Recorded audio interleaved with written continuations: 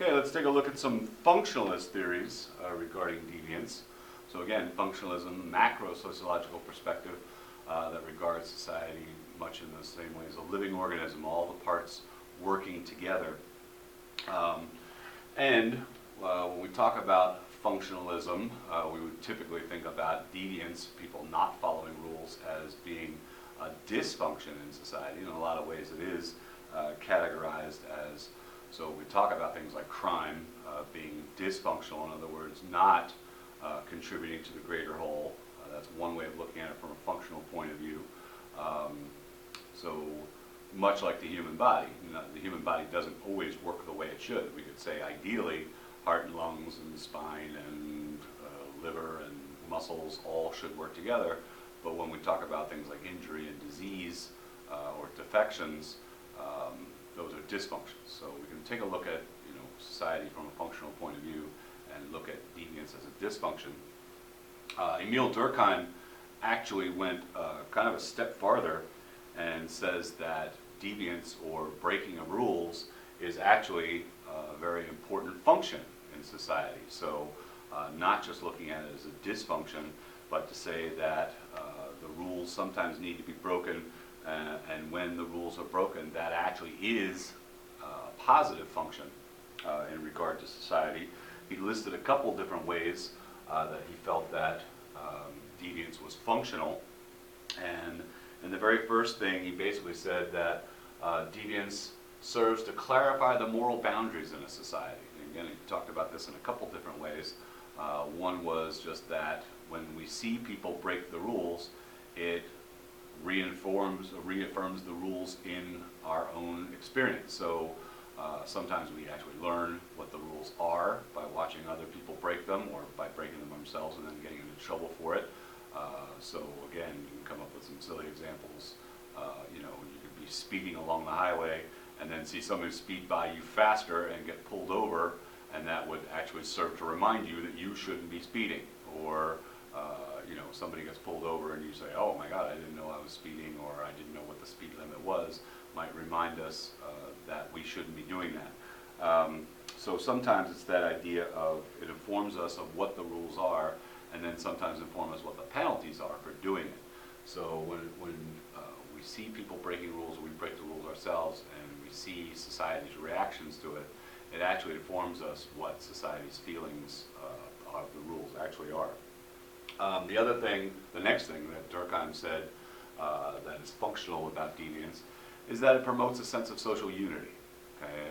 And in this he was talking about the idea of an us versus them type of mentality. And when I usually poll a class of students, I say, when it comes to rules, and I bring up the term us versus them, who do we think of when we think of who's us and who's them?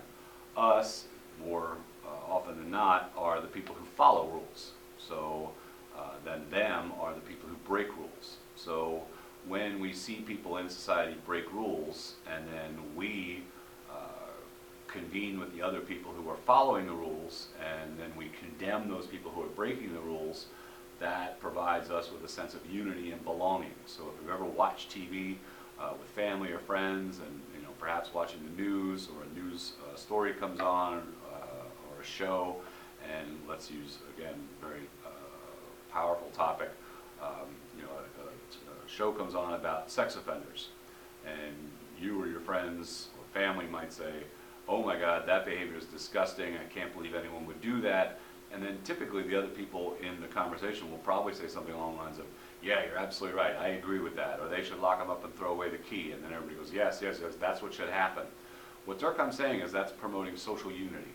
So when we see other people breaking the rules, and we regard them, rule breakers, as exactly that, them, and us as the people who follow rules, then we are associating ourselves and unifying ourselves with the other people in society, and therefore reinforcing the rules themselves.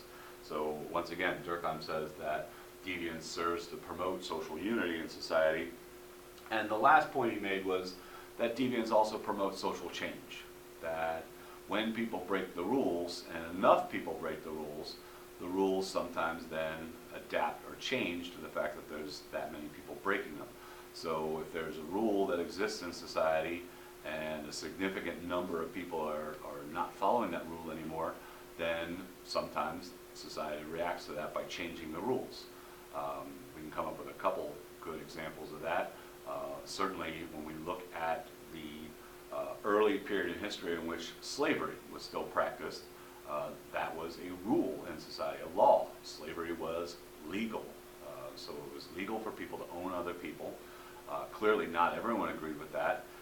And those very early people who spoke out against it, abolitionists, were actually considered to be lawbreakers. And some people paid many different ways for speaking out or acting out against slavery, sometimes legally and sometimes not legally, and some people even paid with their lives for speaking out against what was then a legal practice.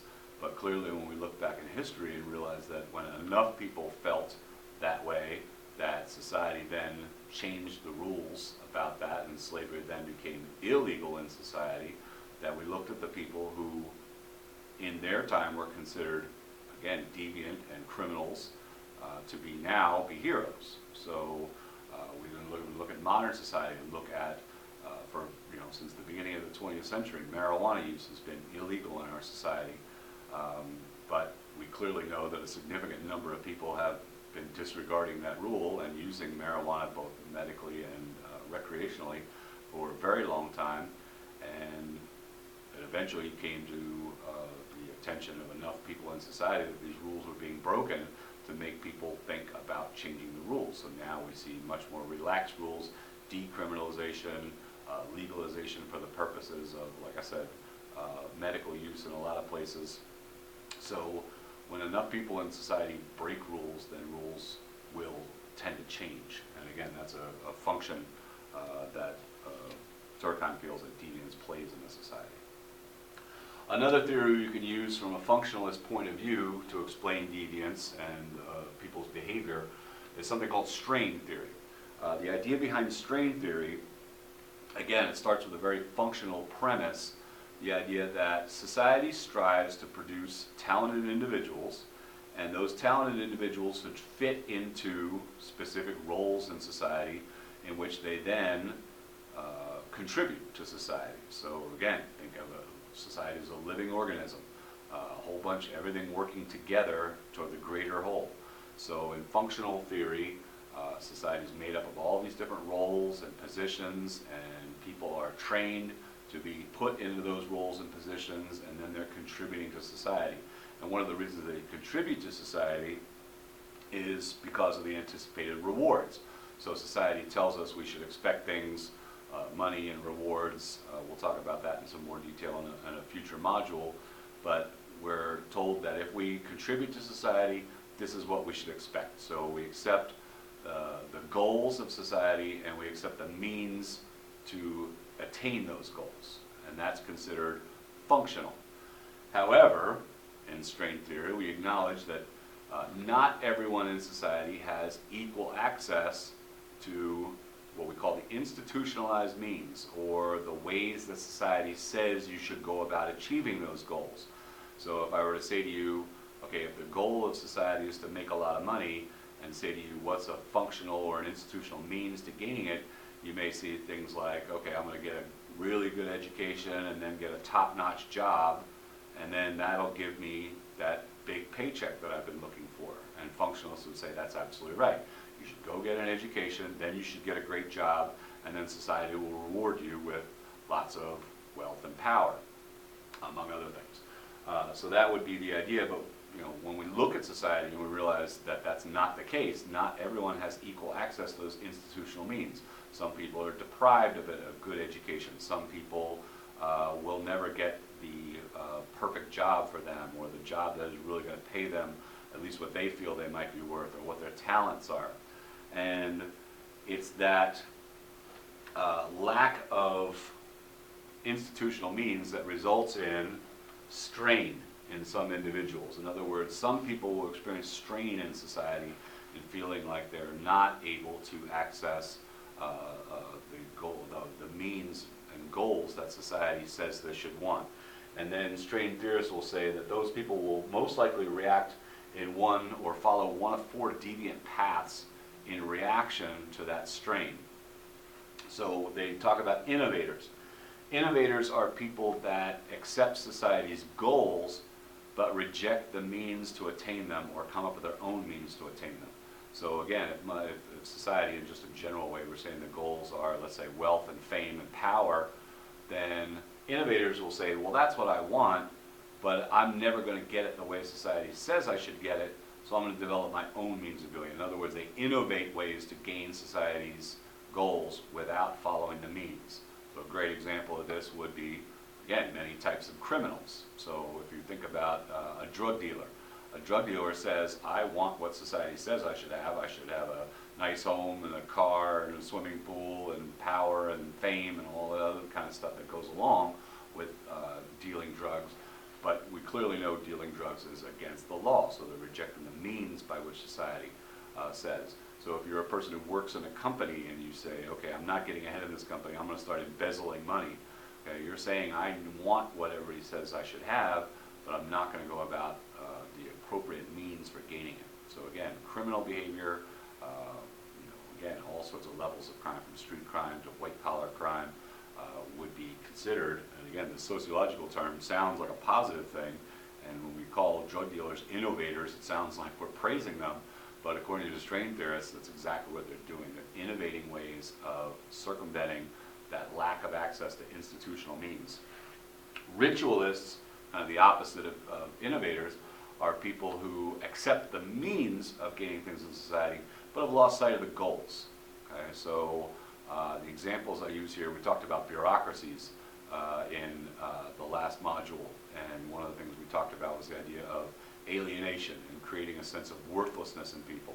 So people who have been at the same job for a long time and just don't feel like they're getting anywhere, or have lost sight of the idea of advancement or fulfillment in their jobs, getting ahead, that kind of stuff, but continue to do the same thing. Again, the name ritualist, a person who goes about doing the same thing over and over and over again. Again, I'll ask a class of students, have you ever had, and hopefully never at Hack and hopefully never in higher education, but I think most people have had the experience at one time or another of maybe having or dealing with or seeing kind of the idea of a burnout teacher, a person who just, quote unquote, kind of just doesn't care anymore and just goes into work because that's what they're supposed to do, but they've kind of lost sight of what society says they should be looking for in a career or advancement, those kind of things.